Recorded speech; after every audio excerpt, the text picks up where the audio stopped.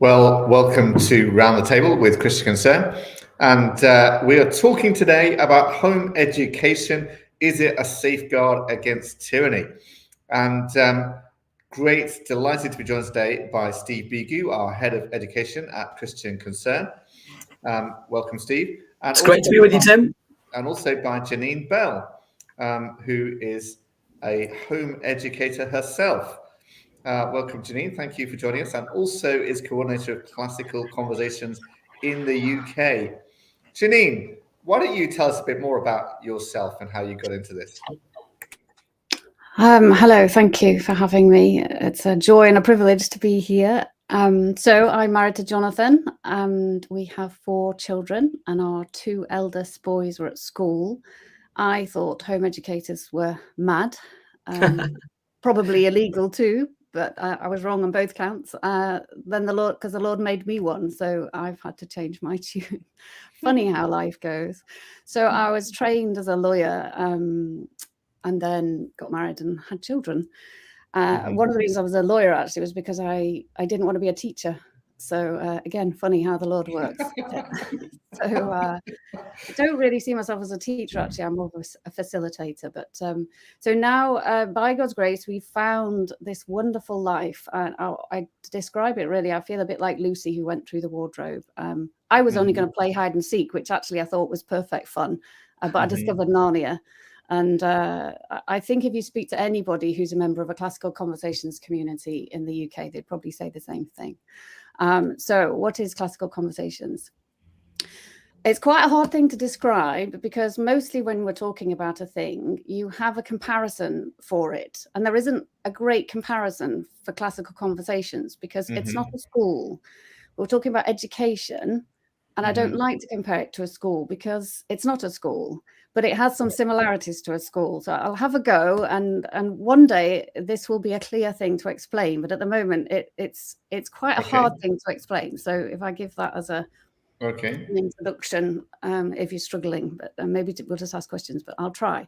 So you might have heard of the term goods and services. In a nutshell, Classical Conversations provide goods and services for the rekindling of the classical Christian education in this nation. So in terms of the goods, you could just buy goods at classicalconversationsbooks.co.uk. You can buy textbooks, you can buy manuals, you can buy workbooks, you can buy books about the classical model of learning, and that's the goods side of it. But to fully enter into the spirit of Classical Conversations, though, the real fruit comes from either starting or joining a new community or CC village. So this is where the services aspect of Classical Conversations kicks in. Parents who have educated ahead of us have helpfully paved their blazing trail with a map and a structure for the rest of us to follow. And this is Classical Conversations. So as most of my generation are learning the classical model of learning from the ground zero, pretty much, we need some help. And so for parents that are eager to reclaim their own education alongside their children's education, Classical Conversations is just a godsend because these people that have already walked this journey have then laid out a roadmap for us. And now it's... So can you, Janine, can you explain, because there are several different models of home education as I understand it, and I think classical Christian education is one of them. And you obviously are a big fan of that and using it. Great. Can you explain what it is for people who won't necessarily know who are listening? What is the classical model? Yes. Yeah. So I'll have a go. When we learned, or when I learned, and I think most people learn this way at school, you do a subject and you go, if you're in high school, you would go and learn that particular subject, and then you would move to a different classroom and do a different subject.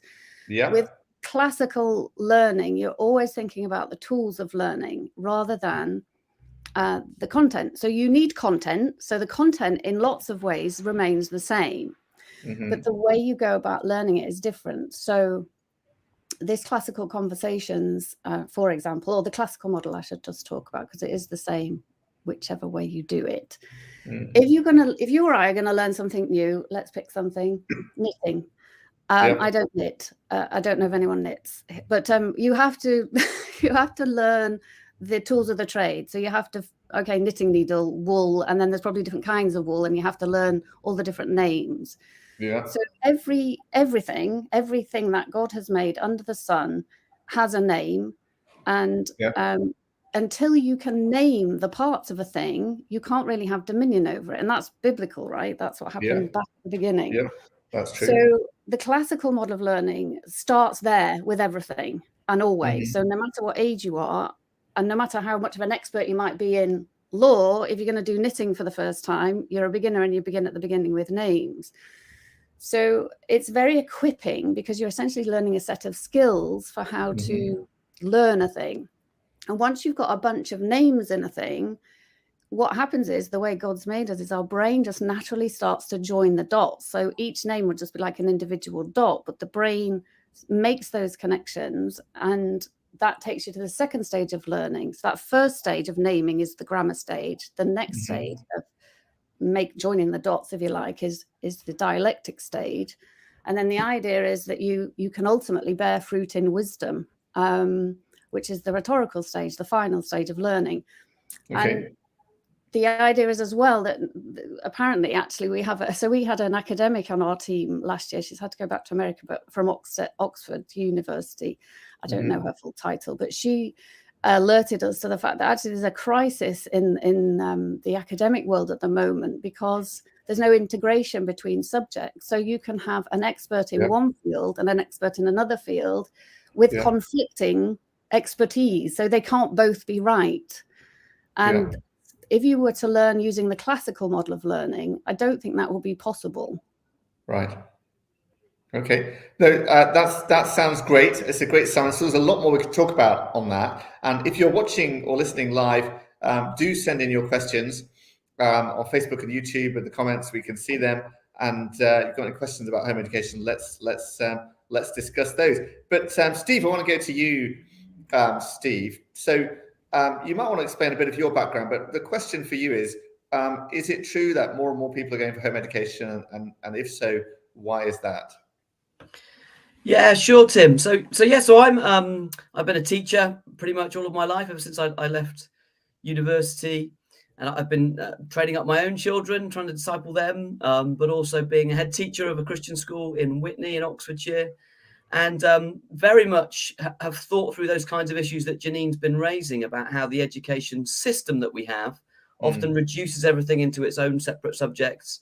And that doesn't necessarily help our children grow in the ability to critically think about things or actually understand things with wisdom in the way in which God would want us to. So that's something that we've definitely been thinking about in the Christian school where I taught. I taught in state schools for many years as well, and I've got lots of Christian friends who have been home educating and have been very much impressed with what they've done and the reasoning behind why they've done it. I think one of the things that the church hasn't realized and Christians haven't realized is really what home educators are doing, and have often critiqued it without understanding. And one of the things that I keep on doing to home educators is apologizing to them for the way in which the church has often misunderstood or not understood what they've been doing and why they've been doing it. It isn't just a hide and seek thing. It is actually a discovering of Narnia, and it's a discovering of something that God has made as a fantastic option for really effectively passing on Christian faith to your children, because we all need to realize that parents have the main ability, responsibility to pass on Christian faith to their children. And we would support parents in that in our Christian school setting. But what a fantastic option to be able to have still in our country, because it's not legal in all countries anymore, to still have this option to be able to do this and to have this as a fantastic opportunity. And yes is the answer to your question, Tim, of is it on the rise? I'm talking to more and more Christian education groups, home education groups, churches that are discovering that many Christians are deciding what we need to do is to take responsibility for the education of our children. And they make big sacrifices. They really pray it through. They really listen to what the Lord is saying in it, because it's no small matter to start to home educate your children. And yet there are incredible benefits to it, which I'm sure Janine would want to explain maybe a little bit later. I mean, there are a variety of reasons why people go for a home education model. Tim, do you want me to kind of go into that a bit? Yes. Why is it increasing? Is it just Christians that are doing it, and or what are the reasons why people are going into home education? Well, no, it's certainly not just Christians. I mean, in this country, the registered number of home educators is about 81,000 here in the UK, and that's been Is that parents or increasing. children? That's children. Right. 81,000 children, but that's the registered ones, because there is no formal register that is a legal requirement at this stage Right. for that. So there are probably tens of thousands more. That's just in England as well. So there are certainly at least 100,000 and many, many more.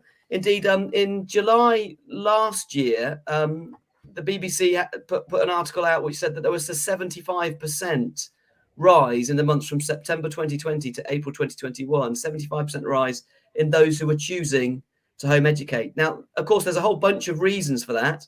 1 in 5 of them will be to do with COVID reasons, because of fear around COVID. That was we sort of all had to home educate, didn't we? In the depths of lockdown, everyone was forced to home educate for a bit.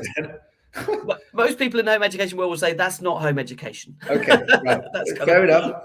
Yeah, go on. But certainly, many parents, and me included, were seeking to do our best to try to keep the education ticking over, really, informed by the schools. But 19% of those that did choose to home educate chose to do it because of COVID reasons. 20%, the survey showed, chose to do it for philosophical or lifestyle reasons, as they call them, and another 20% for emotional health reasons. And one of the things that happened for Christians, particularly over that period, was they saw the education that was being delivered to their children. It was being given to them as parents, and they were looking at it thinking, what is this? Particularly around the relationship and sex education side of things, thinking, you're wanting me to teach my children this? You were going to teach my children this kind of stuff? What on earth is going on? And that really challenged them about what they were doing with their children, sending them 30 hours a week, so many 38 weeks a year for this kind of teaching and training from non-Christian teachers. It kind of woke them up to what was going on, and they started to make what's called in the surveys philosophical and lifestyle decisions around that. But also, many parents felt that they had their children back in a really positive way when they stopped going to school in this kind of factory thing that they were going round and round. They discovered their mental health improved. Maybe some of those bullying issues had gone away. They found that there were all sorts of benefits to it, and they thought, well, why don't we actually maintain those benefits by continuing to home educate? Because the mantra that was going out was school is the best place for children, everybody. Well, it's not necessarily the best place for all children. And many parents realized that, and realized that they could do something about that in terms of home educating their children. So that's some of the reasons why those things have increased. That's great. And look, we're getting some comments in now here, and I'll just read a couple of them. Phoenix Evely, I hope I pronounced it right, on Facebook, says, Janine made a great point. During my MBA subjects, they overlap, but professors and lecturers contradict each other often. And then in a PhD, it was all about research and documenting. You found that easier than the master's degree. But the point about the siloed learning, meaning that teachers at MBA level even are contradicting each other, is quite interesting, isn't it? And Heather Owen says, I'm home educated for 3 years. Well, I think she means is doing home education for 3 years using the ACE curriculum. That's another model that people use, and incorporating different subjects on the Christian umbrella, made up for a lack of creative approach by adding parts and doing our own creative and doing discussions and so on, and encourage critical analysis skills, enable them to think through things, and they loved it. Great. So, Janine, what prompted you? How many children have you got? 4. And what prompted you? You said you sort of originally thought of home educators as bordering on illegal mad people. So what changed your mind on this? What prompted you to get into it? Oh, I think I was it was a push and a pull for me, to be honest, in that. A bit of what Steve was saying there, we were so our children were only so our eldest was in his 3rd year at school. So I'm sorry, you actually lose touch with what the different year groups are called, but he was 7 and our youngest had been in for 2 years. He's an August baby. So that was, he had to go to school having literally just turned 4. And so the push was that whole thing of, I decided not to have a career to raise the children at home. There's all kinds of sacrifices in that, and I know that's controversial in itself. When I say decided, the Lord led us that way. And I'm very grateful, but it was really, really hard. It's really hard being a stay-at-home mom. And it felt like all that hard work of training the children to be polite, to listen, to discuss, to respect, even at that young age, to do their chores, to pick up after themselves. They'd go to school and then I'd get this wild animal back. And then you'd reclaim them in the holidays, retrain them, and then they'd go back and all that hard work would be done. Right. That wouldn't have been enough in itself. It was just that the little boy was being sort of bullied essentially in the playground, and we'd spoken to the school and actually had gone to see the doctor referred us to a specialist, and the specialist said, this isn't a physical problem, you have to talk to the school. And we thought, well, we've already talked to the school. This is a physical problem in that he's experiencing tummy aches and worry and anxiety. So there was that going on. At the same time, we lived in Vancouver when we were first married, and a friend from those days had to begin home educating due to her husband's work, and went to visit them in their learning room in America. And I was just very humbled that there am I with all my badges and at great A-levels, degree, post-degree law, diploma, and I didn't even know the things that were there. And her eldest child was about 8 at the time. And that just made me think, wow, if, maybe there's something in this. Maybe I should just look, what is it that they're learning and why didn't I learn this? And so you saw someone doing it, which molded it for you a bit. Okay, yeah. Yeah, so it was the push and the pull really in that sense. Yeah, and so how long have you been doing home education now? That was in 2010 we began. So right. Yeah, coming up 12 years. And but we didn't start. Now what age are your children now? Our eldest is 19, so 19, 17, 15 and 8. Right. And we didn't begin, what we thought was we'll just try it. We knew we were going to move house, so a change was coming away from that particular school. So we just tried it for a year. So I'm just saying that because you just don't know what's going to happen, and there's no harm in trying a thing. You can always change your mind. Yes. So that's what we did. And what age did you home educate up to? Well, actually, Jake is our eldest, and he's our first UK graduate from Classical Conversations. So he's now at Patrick Henry College in Virginia in America. Because the main reason for this is because we've lost our Christian heritage in our higher education institutions, and America haven't. They are doing a great job. So by God's grace, that's where he is. Wow. And so you educated him right up to what, age 18 or something, or? Yes, I feel like I must make it clear when you're a homeschooling mum, you are not an expert in all subjects at all things, covering everything. Your children have all of the different tutors as they read books, and different minds write different books, and then you facilitate discussion and you put in their path mentors and other people. And so it certainly isn't that I have educated my son. I've just facilitated an education for. Okay, all right. Yeah, no, that's a really good way of explaining it. Now, so listen, we're getting some more questions coming through here, which is great. Heather Scammell on YouTube asked this, Steve: is home education under threat, particularly in Wales, where the state seems intent on usurping parental role and, dare I say, lockdowns expose limitations of state education?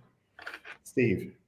So this brings into the kind of the title of the of today about the potential tyranny of the state, and what's definitely going on at the moment is government are seeing that many people are wanting to home educate in Wales, in Scotland, in the UK, across the whole of the UK, and they've been pushing for a while to have a mandatory register for all home educators, which might sound reasonable. We should know where everybody is. But the purpose of having that mandatory register would be so that local authorities could come in and inspect what's going on. So wearing the kind of safeguarding clothing, and the terrible things have happened to some children who've been kept away from school, which, okay, yes, those things do occur. But wearing that garb, they are wanting to push for mandatory registration for local authorities to inspect people's homes. Now, that there's already plenty of legislation around to do with safeguarding, where there's a concern around a child's safety, and there's already, with regards to having GPs and health professionals involved with children, there's all sorts of things in place regarding that. It doesn't actually help the situation to have this mandatory register necessarily, which is also being touted as a way in which it could be checked out whether or not what home educators are doing is suitable or not.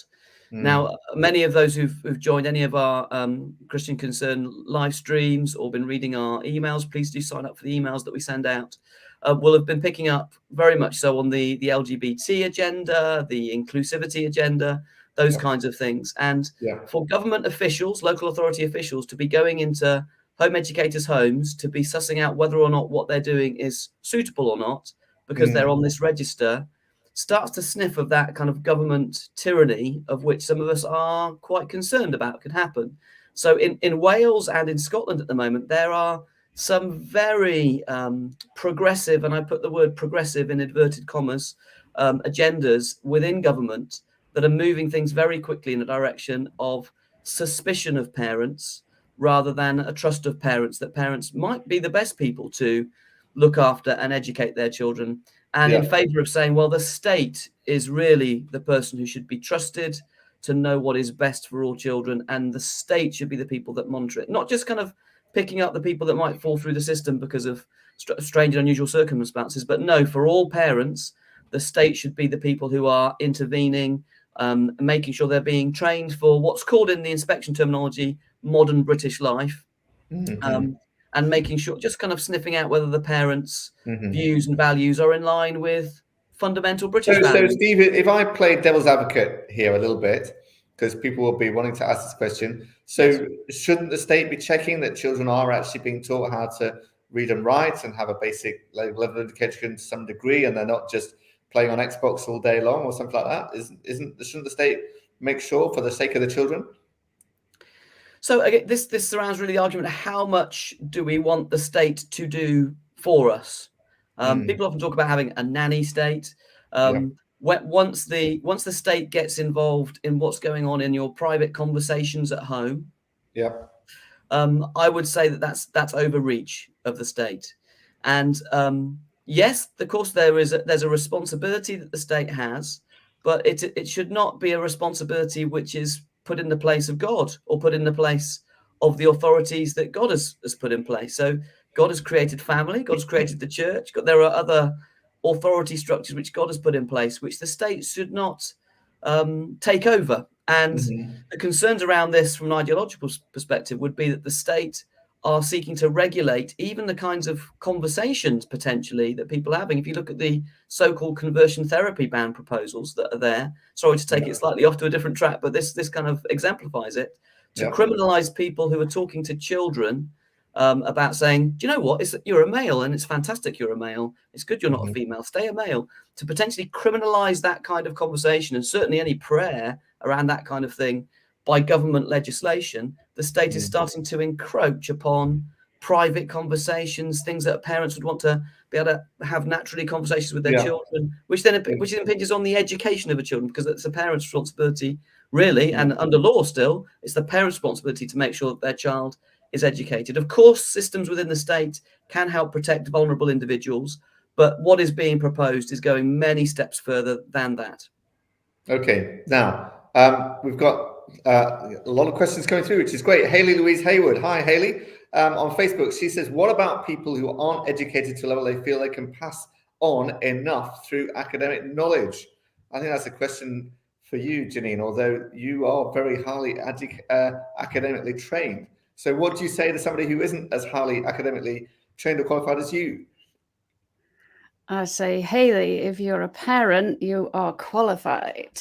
God made you qualified, and he gave your children to you, and he didn't give them to anyone else. He gave them to you. And I think what you've just expressed, Hayley, is what we all feel. And I don't think I met anybody, I don't think I've ever met anybody who began home educating thinking that their own education was sufficient, even sufficient, let alone better than what they could have got at school. I think it's more a fear. Your fear is common and normal, I guess.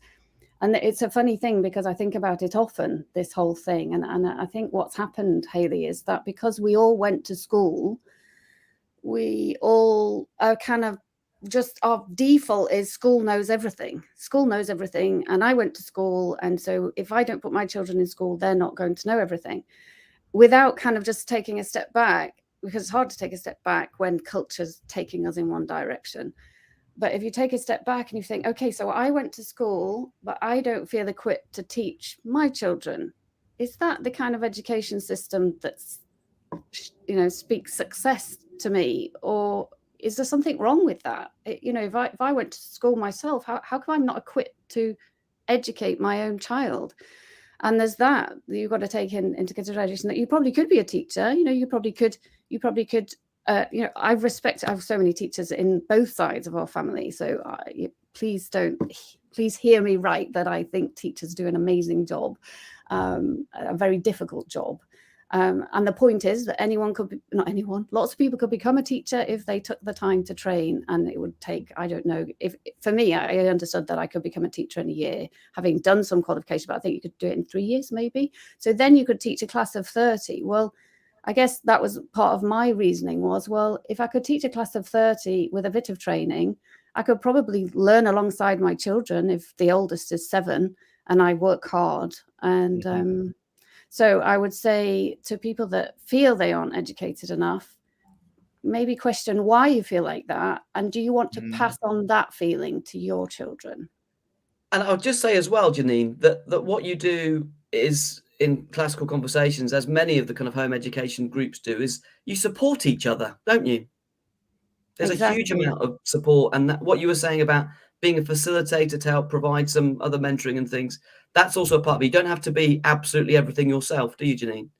It's an excellent point, Steve. And I think it's like most things, isn't it? If you hear of somebody who does fencing and you've never done fencing, it's just a whole world you know nothing about. And home education is a bit like that. But then if you then wanted to do fencing, you'd probably discover all kinds of life and activity. And you might be able to say, I don't do fencing. Okay, so look, Elizabeth Littlewood, hi Louis, on YouTube, is asking a similar question.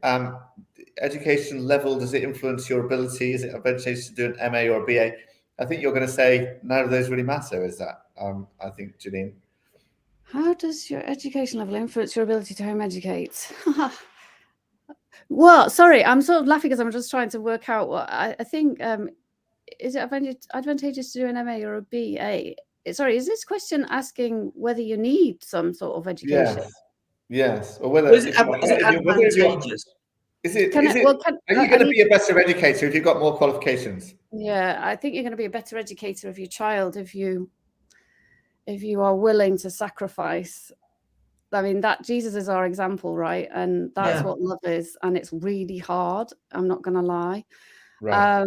But that's the hardest thing. And the other hardest thing is getting everything else done, like the shopping and the cooking and the cleaning. But actually the education bit is great. And I must say this because this was very persuasive for us. There's you might have seen him. Oh gosh, what's his name? The Institute for Research for Home Education, Dr. Brian Ray. His research shows that it doesn't actually matter what style of education you choose. Interestingly, the worst a home educated graduate, for want of a better word, will do in compared to their peers that went to school is they'll do at least as well as them. That's the worst they can do.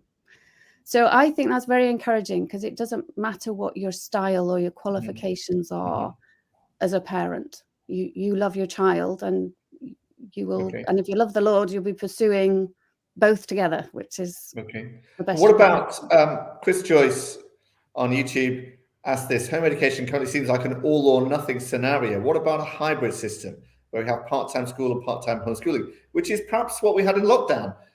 Is that a good model? Am I answering this?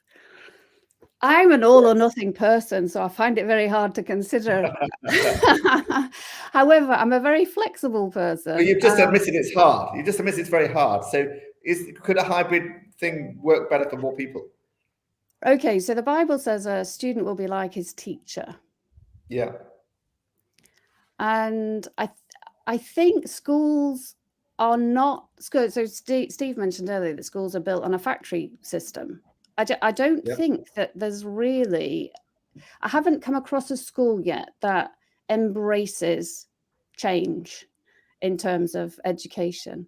And my mum pointed out years ago, she's been in education and things in her life, and she just pointed out what a shame that these buildings stand empty, not being able to be used, the facilities, so actually if a school or the government was interested in helping home educators, they'd open up the schools in the evening and the sports centres so that we could use them, but they're not available to us. And so I don't know, I'd love to talk to a school that was interested in partnering facilities or towards a better provision of services for children and families. I'd love to talk to anyone about that.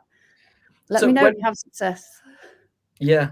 When we, as a principal of a school, we would sometimes have flexi schooling for some children who would receive home education at home and then also join us for other parts of things that can work. I think one of the questions that when I'm talking to people who are considering home education is they say, oh, can someone else do some of it for me, is essentially what they're saying. And then they haven't really wrestled with what it is that home education is. And it's a proper sacrifice that has some incredible potential outcomes if it's what God's calling you to do. And one of the things I see in home educated children is one of the things that they're often pushed back is, well, what about socialization? They're not going to be trained to be sociable children because they've just been with their families at home.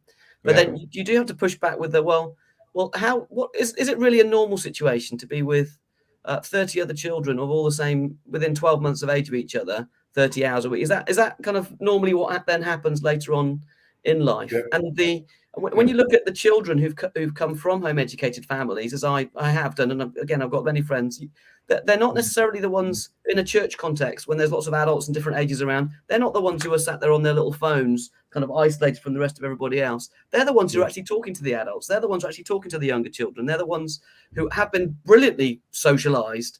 And so we've kind of bought a bit of a lie saying, well, if you're going to be well socialized, you need to be put in these factories with 30 I remember my parents sent me to school, but they were aware of a Christian group that did home education. And I remember they were very struck. They told me that some of those kids became prefects when they went to sixth form. And they thought, wow, they've obviously, they probably had that concern about, adoption, whatever, socialization. And they went to sixth form and they were the ones picked for prefects, so obviously they did really well. There's no problem with socialization and leadership and all of that. They actually were leaders, obviously. Able to lead well and relate well to other people. So they were better than the other kids in that respect, which is a great endorsement, isn't it? There. So Janine, let me ask you, what about qualifications? A lot of people are thinking, so what do you do? Do you have to do GCSEs and all that stuff? What do you do about qualifications, or do you just not worry about qualifications? Can I also talk about the other thing we just spoke about in a minute? Yeah. Which one shall we do first? Let's carry on what we were just. Can we just pick up on that? Just because of socialization. Yeah. So if you start typing socialization into your computer, English spelling, by the time you get to the second S, guess what pops up as an autocorrect? Socialism. Socialist. Okay. So, but also, I just feel like I have to. I'd really like to just paint a picture for you of our life, which is that we meet in community once a week with other home educators for a full day of learning. And so that's what I was sort of saying at the beginning. It's not a school, but it's kind of like school in that sense that you are with other families, maybe 20 families in one building, one day a week, with the parents sharing out the teaching and the tutoring and the loving of the children and the caring of the children and the support for the parents, so all these things. So I think it's a bit like, for me, again, being a housewife, what is a housewife anyway? Does she stay at home in a box? It's one of those odd terms, home education, it's just, it doesn't do what it says on the tin. It's not in the home. And that's why home educators start to bristle when people say, oh yeah, we've all had to go at home education in lockdown. That's like going for a swimming lesson and having the teacher jump in with you and mechanically move your arms while you swim. That's not swimming. And home education during lockdown is not home education. It's basically trying to work at home while also have your children around your feet. That's It's what the worst of all worlds, I think, probably. I think it's the worst of all worlds. Sorry. Trying to learn online. Yeah. Yeah, I'll have them learn online. So, so back to the qualifications issue. Again, it's a bit like, in a way, this is the beauty of it, but it's. We nearly put our son, who I just told you about, who's at Patrick Henry College, which is university basically in America. We nearly put him in school in the high school years because of fear of, he's an academic guy, just bright and capable. And I just thought we're probably going to let him down if we try and do this at home. Anyway, the Lord had other ideas, and I'd already signed up for the Classical Conversations Challenge program training. So I've kind of felt like a fraud going on this training, thinking probably going to pull him out actually. But anyway, I've signed up for it, and it was just going on that gave me the confidence, because I had never, I was in the position of a student and felt valued during that experience. This led us to carry on with the high school years, research what do you do, how do you take qualifications, and basically you can still take all the qualifications you need as a home educator. You just research and do what you need to do. Right. And they get accepted by universities and all that kind of thing? I can't really talk to that in the UK, because we ended up not going down the university path. However, the research that my son did, it just looks like on the UCAS form, you tick what your qualification is. And if it's a British one, it's a British one. And if it's an SAT, it's an SAT. And that's what you do. That's how it looks. Is that your understanding, Steve? Yeah, and if you do GCSEs, I mean, everybody understands the language of GCSEs. If you do A-levels, everyone understands the language of A-levels. Even there are some other sorts of qualifications. There are international qualifications. Again, universities tend to know about those other ones because they often have international students. So it's not as big as issue as many people are concerned about. I mean, there have been some questions around some programs that offer their own qualifications that aren't always fully understood by universities, and that sometimes makes it more difficult. But I think there are ways around all of those things. Absolutely. Okay. So I'm going to close with a closing question to both of you, which is, what would be your top tip or advice to somebody who's considering home education for their children? If I go first and we let Janine do the big kind of finale finish. Jesus said, "Let the little children come to me and do not hinder them." And I think many of us have to look at what's going on with our children, look at what's going on in schools and saying, is what I am facilitating and allowing to happen actually hindering my children from developing a faith in Jesus Christ, a faith that would allow them to come to him, to learn from him, to want to follow him? And if you're hearing that, or you're sensing that, there may be a fantastic independent Christian school that offers a fantastic education, which is really supporting parents. There are a lot of those around as well. But it might be that there's not one of those, or it might be that you're sensing, hang on a minute, what Janine's been saying, what I've been hearing here, this is actually something that I need to consider in my response to what God's call is on us to train up a child in the way they should go, so that when they're old, they won't turn from it. In response to what Ephesians said, fathers, don't exasperate your children, but instead train them up in the instruction of the Lord. Are we doing that? It might well be that a response that God is calling you to make is to consider Christian home education, maybe the Classical Conversations model. Many people are. I know that Janine's got 4 new hubs or communities of people that are starting up and down this country as this is growing. So I think you need to take it to the Lord, pray it through, really recognize what's going on with your own children, what's going on in society, and respond in faith, not fear. You may feel like you want to avoid the tyranny of the state. Well, that can be a prompt, but allow faith to arise in you as to what God is calling you to, because that will be what will sustain you in whatever the next stage of the journey is that the Lord is leading you on. Janine, what would you say? I can't top that, Steve. I think that's absolutely right. I think that I was going to, I mean, you can't do anything unless the Lord leads. You commit your ways to the Lord and your plans will be established, but definitely don't let fear win. John 10:10, we're called to the abundant life, not just life. And what if life was done differently? I don't know, some people on this call might be old enough to remember that program Cheers, back in the 80s. Oh, You know, yeah. what if you go somewhere and everybody knows your name and they're always glad you came? Well, that's the classical conversations community for me. You know, for my children, we walk in, everyone knows our name, they're always glad we came, that we're all ages, all mixing together. And part of that song on Cheers, because I looked it up to remember it, it's something about, you know, because life is hard and it's nice we all have the same problems essentially. So you can do it in community, and actually that's how you learn humility. That's how I've learned humility. Yeah, a lot of people don't realise how much it is community home education. They've got this idea of people stuck in their home, and it is very much community based, or should be ideally. I think, and that's important to find community, isn't it? Connect with the community as well. Listen, thank you very much, particularly Janine, for joining us.